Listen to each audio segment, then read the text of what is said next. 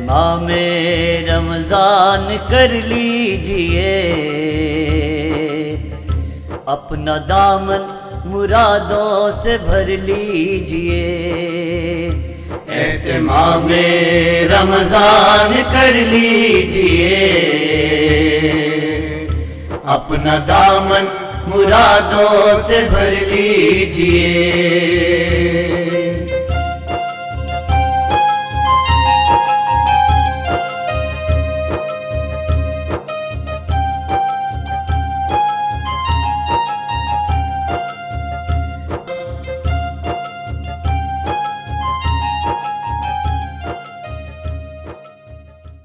الحمد للہ رب العالمین، والصلاة والسلام علی سید الانبیاء و اشرف المرسلین وعلی آلہ واصحابہ اجمعین، اما بعد فاعوذ باللہ من الشیطان الرجیم، بسم اللہ الرحمن الرحیم۔ رب اشرح لی صدری ویسر لی امری واحلل عقدۃ من لسانی یفقہوا قولی۔ اللہم صلی علی سیدنا شفیعنا حبیبنا و مولانا محمد وبارک وسلم۔ السلام علیکم ورحمۃ اللہ وبرکاتہ و مغفرتہ۔ ناظرین و سامعین، پروگرام اہتمام رمضان بوقت سحر کی آج کی نشست کو لے کر آپ کا میزبان محمد امجد علی حاضر خدمت ہے۔ ناظرین کرام، ہم نے پچھلے ایپیسوڈ میں نماز کے اور روزے کے مسائل کے متعلق جو ہے بات کی تھی۔ آج بھی ہم نماز کے ہی اوپر فوکس کریں گے، کیونکہ یہ وہ مہینہ ہے، اسے تربیت کا مہینہ بھی کہا جاتا ہے، اور زیادہ سے زیادہ لوگ مسجد کا رخ کرتے ہیں، تو مسجد کے آداب بھی معلوم ہونے بہت ضروری ہے۔ اور پھر جو تراویح جو چل رہی ہے اس میں کیا کمی بیشی ہو رہی ہے، تو اس تعلق سے ہم آج بات کریں گے۔ ہمارے ساتھ موجود ہیں حیدرآباد کے بہت ہی خوش اخلاق اور بہترین انداز گفتگو کے حامل جامع مسجد محمدیہ کشن باغ کے خطیب مولانا سید خواجہ معیز الدین اشرفی صاحب۔ مولانا، آپ کا ایچ ڈی ٹی وی پر خیر مقدم کرتا ہوں۔ السلام علیکم ورحمۃ اللہ وبرکاتہ۔ جی وعلیکم السلام ورحمۃ اللہ وبرکاتہ۔ مولانا، یہ دیکھنے میں آ رہا ہے کہ لوگ مغرب کی نماز کو جب آتے ہیں تو جیسے ہی فرض نماز ہوتی ہے فوراً نکل پڑتے ہیں، ایسے جیسے کہ بھوکے ہوں اور انہیں بہت جلدی دسترخوان پر پہنچنا ہے۔ افطار کی دعوتوں میں بھی یہ بہت ایسا ہوتا ہے، تو اس بارے میں آپ کیا کہیں گے؟ محترم، بہت اچھے ایک قابل توجہ مسئلے کی طرف آپ نے ہمارا اظہار خیال جاننے کے لیے سوال کیا۔ یقیناً آپ جو بول رہے ہیں کہ پرندے جیسے اڑ کر آتے ہیں، چند سیکنڈ میں مسجد فل ہو جاتی ہے، اور اس میں ہو یہ رہا ہے کہ جہاں جگہ مل گئی مسجد اگر فل ہو جائے تو یہ بھی دیکھنے میں آ رہا ہے کہ جہاں جوتیاں چھوڑی جاتی ہیں، جہاں پائیدان ہے، وہاں پر بھی اس پر بھی سب بندیاں ہو جا رہی ہیں۔ اور اس طریقے سے پہلے تو شرائط نماز پر ہماری توجہ نہیں ہے۔ شرائط نماز میں جس طریقے سے نمازی کے لیے اس کا بدن پاک ہونا ہے، اس کا لباس پاک ہونا ہے، جہاں نماز پڑھ رہا ہے وہ جگہ بھی پاک ہونا ہے، لیکن عجلت میں نماز مغرب کے ساتھ ہی افطار کے بعد ہم مساجد کی طرف آتے ہیں، اور اس کے بعد میں نماز پڑھتے ہی، سلام پھیرتے ہی، بعض وقت تو دعا کا بھی ہم مسجد میں وقت گزارنا پسند نہیں کرتے، اٹھ کے نکل جاتے ہیں۔ جو لوگ مسبوق کی حیثیت سے ابھی نمازیں ادا کر رہے ہیں، جس کی ایک رکعت چھوٹ گئی ہے، 2 رکعت چھوٹ گئی ہے، ان کا بھی کوئی پاس و لحاظ نہیں، ان کو کراس کر کے چلے جاتے ہیں۔ اور اللہ کے نبی صلی اللہ علیہ وآلہ وسلم نے فرمایا کہ اگر کوئی نمازی کے سامنے سے گزرنے کا وبال جان لے تو 70 برس تک وہیں ٹھہرا رہنا پسند کرے گا۔ لیکن ایسا نہیں ہے، ہم بھوکے ہیں، اور بس کھانا ہمارا نماز کے ساتھ ہی قلب کا قبلہ بن گیا ہے، دستر کی طرف ہم ٹوٹ پڑ رہے ہیں۔ اور نتیجہ یہ ہے کہ جیسے آپ نے بہت اچھی بات کہی کہ تربیت کا مہینہ ہے، اس تربیت کے مہینے میں ہم من چاہی کر رہے ہیں، رب چاہی نہیں کر رہے ہیں۔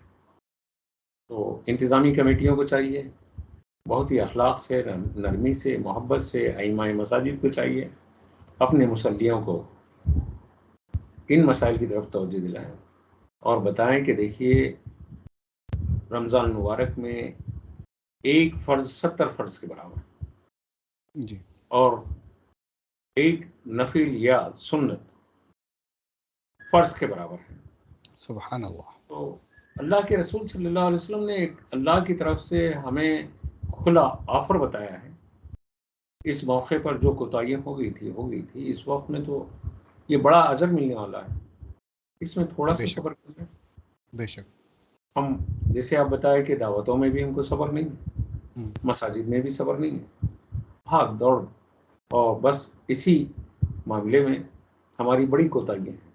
جی، اس موقع پر میں یہ جاننا چاہوں گا کہ مغرب کی نماز کی سنت اور نوافل کا ثواب کیا ہے؟ شاید اگر یہ جانیں گے تو لوگ ٹھہر جائیں گے۔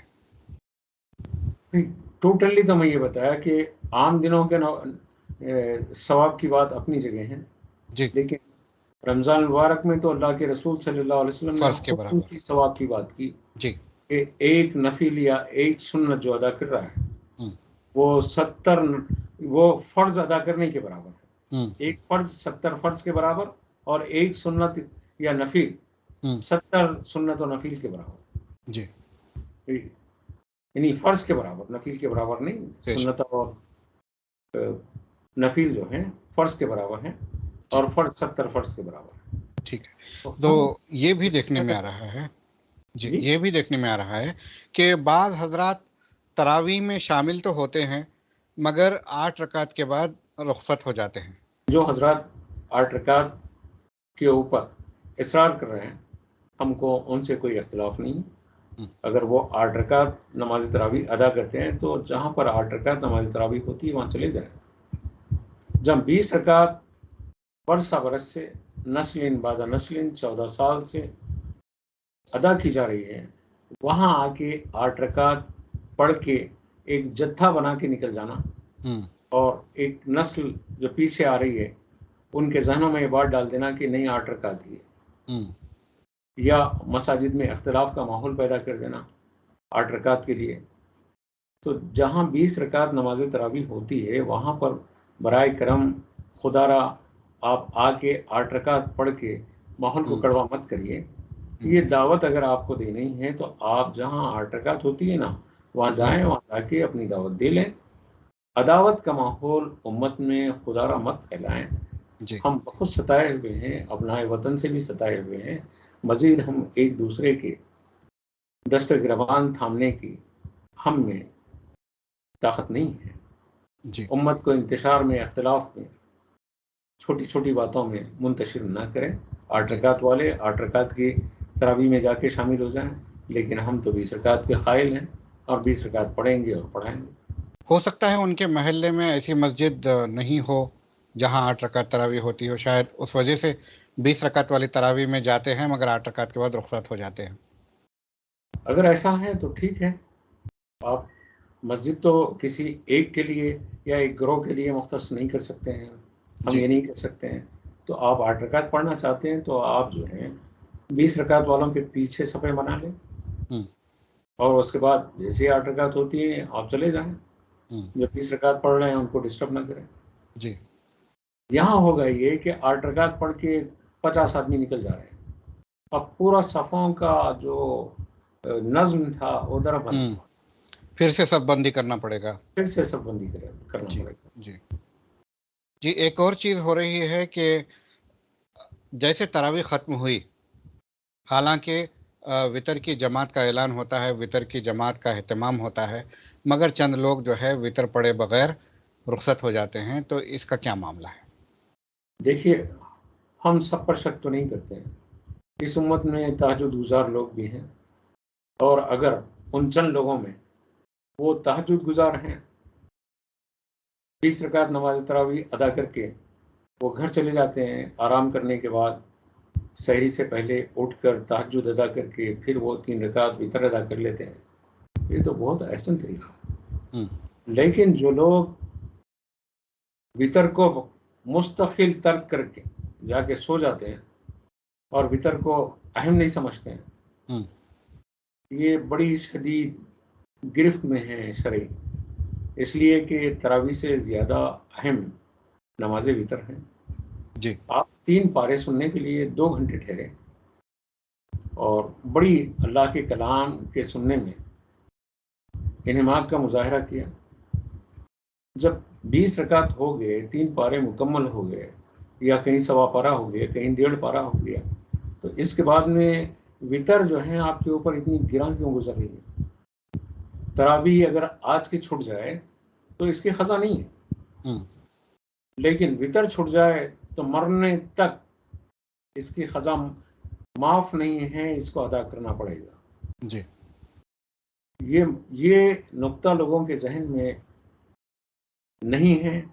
وطر اقرب الی الفرض ہے، فرض کے قریب ہیں اس لیے کہ واجب ہے، جی فرض کے بعد کا درجہ رکھتا ہے۔ جی، تراویح جبکہ تراویح سنت موقدہ ہے۔ سنت موقدہ ہے۔ جی تو جی بہتر یہ ہے کہ اگر کوئی تراویح میں طاقت نہیں رکھتا ہے، تراویح نہیں پڑھا ہے، تو وطر تو ترک کرنے کا سوال ہی نہیں ہوتا ہے۔ جی لوگوں میں یہ ذہن میں یہ بات مشہور ہے 5 نمازیں، بے شک 5 نمازیں ہیں فرض، لیکن ایک نماز وطر ہیں جو واجب ہیں۔ جی ہم بس یہی ذہن میں رکھ لیے ہیں 5 نمازیں فرض ہے، 5 نمازیں فرض ہے، اور یہی بولتے ہیں نا۔ بالکل، وطر ہمارے ذہن میں نہیں رہتی ہے، جبکہ پڑھتا ہے امت کا بڑا حالانکہ اس کا بھی ذکر ہونا چاہیے۔ ہونا چاہیے۔ جی اللہ کے رسول صلی اللہ علیہ وسلم پر تو 6 نمازیں فرض تھی، یعنی نماز تہجد بھی آقا صلی اللہ علیہ وسلم پر فرض تھی، جی جیسے سورہ مزمل وغیرہ میں آقا کریم صلی اللہ علیہ وسلم کو اللہ تعالیٰ نے نماز تہجد کے آداب اور احکام سکھائے۔ تو یہاں پر وطر کے سلسلے میں ہم پر 5 نمازیں فرض ہیں اور وطر ہم پر واجب ہے۔ جی، تراویح باجماعت پڑھنے کے بعد کیا وطر انفرادی طور پر ادا کر سکتے ہیں؟ دیکھیے بہار شریعت میں صدر الشریعہ رحمۃ اللہ علیہ نے مسئلہ یہی لکھا ہے کہ اگر باجماعت تراویح ادا کر رہے ہیں، باجماعت نماز فرض عشاء کی ادا کیے، پھر تراویح ادا کر رہے ہیں، تو اس کے بعد باجماعت تراویح ادا کر سکتے ہیں، وہ وطر ادا کر سکتے ہیں تراویح کے بعد۔ اگر کسی نے نماز عشاء جماعت سے ادا نہیں کی ہے، تراویح ادا کر لی ہے، اور اس کے بعد میں وطر کا مسئلہ ہے، تو یہ بات مستحب ہے، مستحب۔ جی یہاں پر عموماً یہ غلط فہمی ہے کہ لوگ یہ کہتے ہیں کہ نہیں وہ وطر جماعت سے نہیں پڑھ سکتا ہے۔ وطر جماعت سے اگر یہ پڑھ لے تو کوئی گناہ نہیں ہے اس پر۔ عوام میں غلط فہمی ہے۔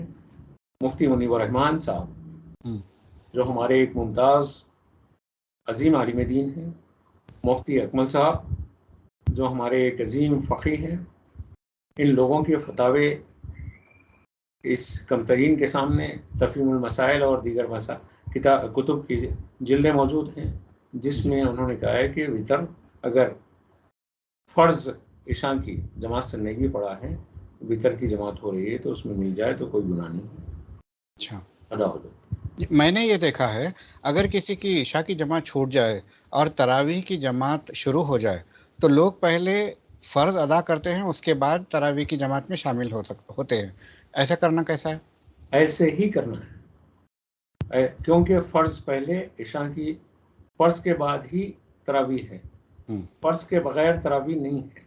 جی تو پہلے فرض ادا کرنا ہے، پھر سنت ہے۔ یہ تو فرض ادا کیے بغیر تراویح ادا کرنا، یہ ہمارے یہاں ہمارے فقہاء کرام نے فرمایا کہ یہ مشروع نہیں۔ اچھا، ٹھیک ہے۔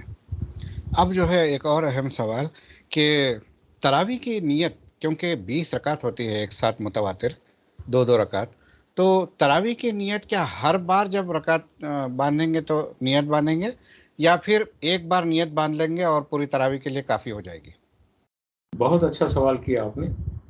یہ سوال بہت سارے نوجوانوں کے ذہنوں میں بھی ہے اور بار بار ریپیٹ ہو رہا ہے، بعض گوشوں سے مجھ تک بھی یہ بات آ رہی ہے۔ دیکھیے امام اعظم ابو حنیفہ رحمۃ اللہ علیہ کے نزدیک دل کے ارادے کا نام نیت ہے۔ زبان سے الفاظ کا ادا کرنا ہمارے یہاں احناف کے پاس لازم نہیں ہے. اگر آپ اس نیت سے گھر سے نکلیں کہ نماز عشاء ادا کروں گا، پھر تراویح ادا کروں گا، تو تراویح ادا کروں گا کہ آپ کی نیت جو آپ کے قلب میں ارادہ ہے وہی نیت ہے.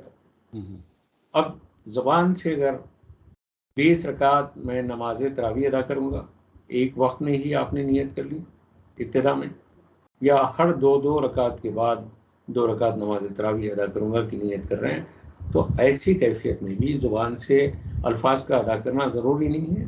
اگر ادا کر لیں تو بہت بہتر ہے.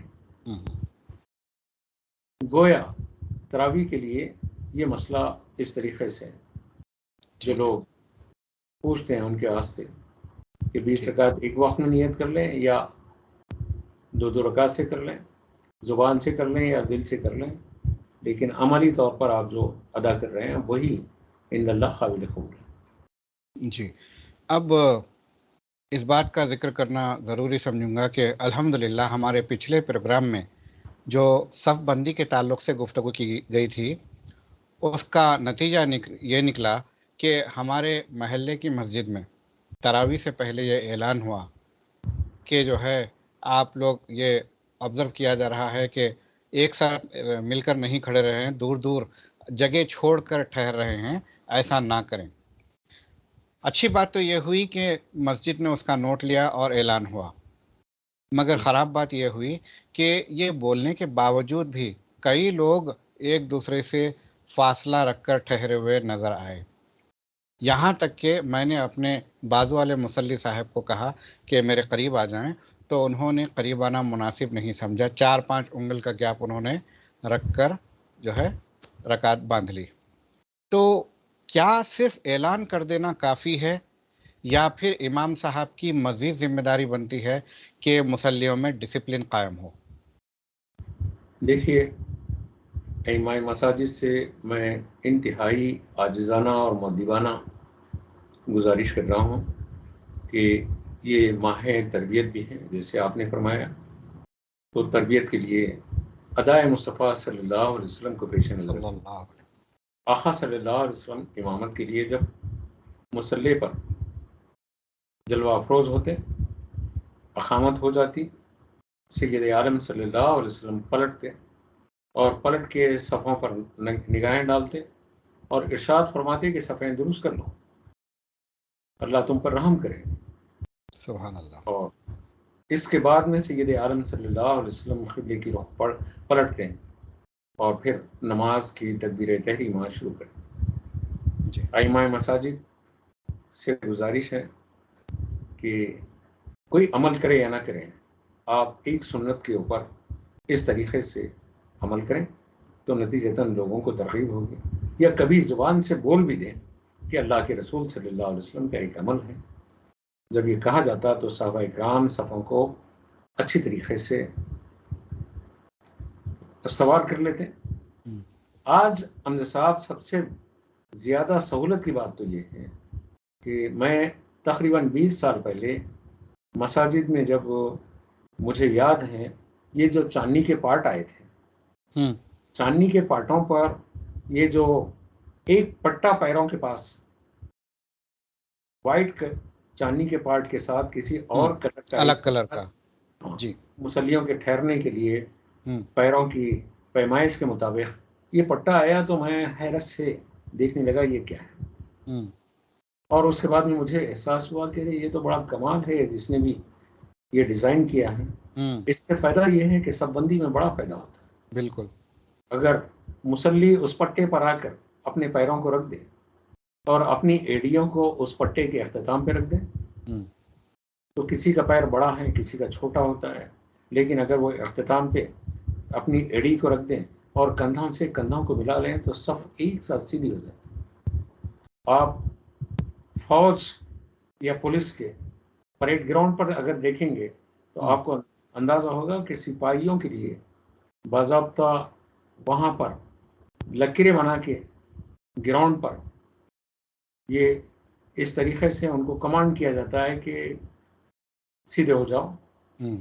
اور جب وہ سیدھے ہو جاتے ہیں لکیر پر جس طریقے سے وہ ٹھہرتے ہیں تو کسی کا سینہ، کسی کا پیر، کسی کا کوئی معاملہ آگے پیچھے نہیں ہوتا کہ ایک سیدھی صف بنتی ہے۔ 1400 سال پہلے اللہ کے رسول صلی اللہ علیہ وسلم صلی اللہ علیہ وسلم مساجد میں ہمیں یہ پیغام دیا تھا۔ آج دنیا فوجی نظام اور نظم کے لیے اس کو اپنا رہی ہے، اور ہم مسجدوں میں اس نظام و نظم سے بے یعنی کیا کہنا چاہیے کہ عمل سے دور ہے۔ دور ہیں بالکل۔ تو جو حضور صلی اللہ علیہ وسلم کی مثال آپ نے دی، حضور صلی اللہ علیہ وسلم کے بعد کیا یہ رواج جاری نہیں رہا؟ کیا ہندوستان میں یا حیدرآباد میں ایسی کوئی مثال نہیں ملتی کہ کوئی امام صاحب نے اس طرح کا عمل کیا ہو؟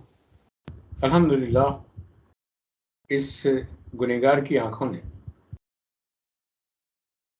خطیب مکہ مسجد شیخ الحدیث حضرت مولانا منیر الدین صاحب رحمۃ اللہ علیہ، جو حضرت عبداللہ شاہ یہ رضوان قریشی صاحب سے پہلے جی، جو خطیب صاحب تھے عبداللہ قریشی الازہری صاحب، عبداللہ قریشی صاحب علیہ رحمہ، جی، ان سے پہلے عبداللہ قریشی صاحب سے پہلے ان کے استاد حضرت منیر الدین صاحب رحمۃ اللہ علیہ کو میں نے دیکھا کہ سب بندی کے لیے وہ بہت سختی سے، جیسے ہی اقامت ہوتی حضرت پیچھے پلٹتے اور اس کے بعد میں حضرت جو ہیں حکم دیتے کہ صفحہ کو سیدھا کریں۔ نماز جنازہ کے وقت تو مکہ مسجد کے صحن میں عملی طور پر میں حضرت کو دیکھا۔ اللہ تعالیٰ حضرت کے قبر کو نور سے منور کرے۔ آمین۔ کہ منیر الدین صاحب رحمۃ اللہ علیہ بعض وقت اس کونے سے اس کونے تک حضرت ہاتھ میں عصا پکڑ کر بعض وقت میں پورا وہاں تک جاتے اور یہاں تک آتے اور بولتے کہ آپ سیدھے ہو جاؤ، آپ سیدھے ہو جاؤ، پیچھے والے سیدھے ہو جاؤ۔ اور اس طریقے سے حضرت ایک نظم قائم کرتے اور پھر آ کے آپ امامت کرتے۔ جی، کاش ہم اور ہمارے ائمہ اس نظم کو باقی رکھیں، ہمارے بزرگوں کے جو اللہ کے رسول صلی اللہ علیہ وسلم کی سنت ہے، تو بہت بہتر ہے۔ بے شک۔ تو حضور صلی اللہ علیہ وسلم کا عمل تھا، اور پھر یہاں حیدرآباد میں خود اس کا جو ہے لحاظ کیا گیا، جس طرح سے منیر الدین رحمۃ اللہ علیہ صاحب کا ذکر کیا مولانا نے، تو حیدرآباد میں بھی اس کی مثال موجود ہے۔ تو ہمارے حیدرآباد کے تمام ائمہ سے میں گزارش کرتا ہوں کہ اس سنت کو برقرار رکھیں، اس سے جو ہے آپ کا بھی وقار بلند ہوگا، آپ بھی اللہ رب العزت کی بارگاہ میں زیادہ مقبول ہوں گے، اور امت مسلمہ انتشار کا شکار ہونے سے بچ جائے گی۔ حمزہ صاحب، اللہ کے رسول صلی اللہ علیہ وسلم فرما رہے ہیں جی، تمہاری صفوں میں جو فصل ہے یا صفوں میں جو ٹیڑھا پن ہے، اس کے سبب میں ایک حدیث پاک کا مفہوم ہے کہ تمہاری زندگی میں کجی اور ٹیڑھا پن۔ آپ دیکھ لیں ہماری صفوں میں وہ جو سب بندی کا نظم ہے نہیں ہونے کے سبب میں ہمارے دلوں میں بھی کجی ہے اور ٹیڑھا پن ہے۔ بالکل، ایک دوسرے کے جتنا قریب ہونا چاہیے محبت میں، مودت میں، معاملات میں، ویسا نہیں ہے۔ یہ صفیں ہمیں دلوں کی دنیا کو بدلنے اور اس میں نور حکمت کو پیدا کرنے کی ایک کیفیت رکھتی ہے۔ تو اسی لیے صفوں کو بہتر طریقے سے صف بندی کر کے ہم نماز ادا کریں۔ ایک صف میں امیر غریب کالے گورے اونچے اور نیچے طبقے کے ہر کسی کو ایک صف میں کھڑا کر کے اسلام نے جو درس دیا ہے کہ ایک دوسرے کو برداشت کریں، وہ برداشت کرنے کی قوت ختم ہو رہی ہے۔ وجہ یہ کہ صف میں فاصلہ ہم رکھ رہے ہیں۔ اگر ہم ایک دوسرے سے صف میں جڑ جائیں تو انشاءاللہ دل بھی مل جائیں گے، اور جو ہے امت مسلمہ کے لیے یہ بہت خوشائند بات ہوگی۔ امت کو چاہیے جی، مساجد میں نظم کو باقی رکھیں، بالکل، مؤذنوں پر، اماموں پر دباؤ بنا کے نہ رکھیں، بالکل۔ دھوس بنا کے نہ رکھیں۔ یہ بھی آج کل کا مسئلہ ہے، شاید اسی لیے ائمہ حضرات صرف نماز پڑھانے کی حد تک اپنے آپ کو محدود کر چکے ہیں۔ اور میں ائمہ حضرات سے اور مؤذن حضرات سے بھی مؤدبانہ گزارش کرتا ہوں کہ خدا را مغرب کے افطار کے معاملے میں مغرب کی نماز کا وقت کسی موسم میں 1 گھنٹہ اور کسی موسم میں 1 گھنٹہ 20 منٹ رہتا ہے، جیسے ان دنوں میں 1 گھنٹہ 20 منٹ کے قریب وقت ہے۔ جی اذان کے ساتھ ہی افطار کے لیے اذان دے، وہ مغرب کے لیے اذان دے دینا افطار کے ساتھ ہی، اس سے ہو رہا یہ کہ سراؤنڈنگ علاقے میں جو لوگ اپنے گھروں میں افطار کرتے ہیں، اپنے بچوں میں، اپنے خاندان میں، وہ لوگ مسجد تک آئے تک یا تو جماعت ہو جا رہی یا نہیں تو پھر جو ہے ان کی 1 رکعت 2 رکعتیں ختم ہو جا رہی۔ جبکہ شریعت سہولت دے رہی تو ائمہ مساجد و مؤذن حضرات کم سے کم افطار مثال کے طور پر 6:36 پر ہیں، 30 منٹ پر ہیں، تو 10 منٹ یا 15 منٹ گھڑی دیکھ کر ٹائم دے کہ منہ میں کھجور ڈالتے ہی اذان نہ دیں، بلکہ موقع دیں۔ حرمین شریفین میں بھی باضابطہ ٹائم دیا جاتا ہے اور اس کے بعد میں آرام سے جماعت ہوتی ہے، کیونکہ 1 گھنٹے کا وقفہ ہے۔ یہ جو غلط فہمی ہے کہ مغرب کا وقت کم رہتا ہے، کم نہیں رہتا۔ ٹھیک ہے مولانا، اب تھوڑا روزے کے مسائل کے تعلق سے بہت شکوک و شبہات پائے جاتے ہیں نوجوانوں میں خاص کر، کہ کیا بال یا ناخن روزے کی حالت میں تراشتے ہیں؟ میں نے ایک صاحب کو سنا کہ روزہ بال بھی اور ناخن بھی روزہ رہتے ہیں، تو روزے کی حالت میں انہیں جدا نہیں کرنا چاہیے، تو ذرا وضاحت فرمائیں۔ دیکھیے یہ عوامی خیال ہے، جی ہم بھی بچپن سے یہی سنتے رہے کہ جسم کا رونگٹا رونگٹا روزہ ہے۔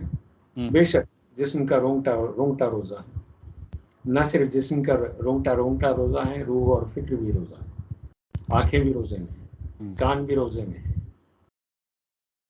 ہمارے احساسات بھی روزے میں ہیں۔ جی لیکن یہ جو خود ساختہ پابندی ہے کہ ہم نے اپنی طرف سے بنا لی ہے کہ اصلاح بنا لیں گے، ہیئر کٹنگ کر لیں گے، یا بدن کے زائد بال، غیر ضروری بال نکال دیں گے، یا ناخن تراش لیں گے، تو نتیجتاً روزہ متاثر ہو جائے گا، مکروہ ہو جائے گا، خراب ہو جائے گا۔ یہ عوامی ذہن ہے، کتب فقہ میں کہیں پر بھی یہ بات نہیں ہے کہ آپ حالت روزہ میں سحری سے لے کے افطار کے چند سیکنڈ پہلے تک بھی آپ اصلاح بنا سکتے ہیں، ہیئر کٹنگ بنا سکتے ہیں، جسم کے غیر ضروری بال اور ناخن جو بڑھ گئے ہیں ناخن وہ نکال سکتے ہیں، اس میں کوئی شرعی حکم نہیں ہے اور اس پہ روزے کا کوئی اثر نہیں پڑے گا۔ جی کچھ لوگ یہ بھی کہتے ہیں کہ روزے کی حالت میں اگر آپ نہانا چاہتے ہیں تو 11 بجے سے پہلے نہا لیں، یا پھر کچھ لوگ کہتے ہیں دوپہر سے پہلے نہا لیں، اس کے بارے میں آپ کیا کہیں گے؟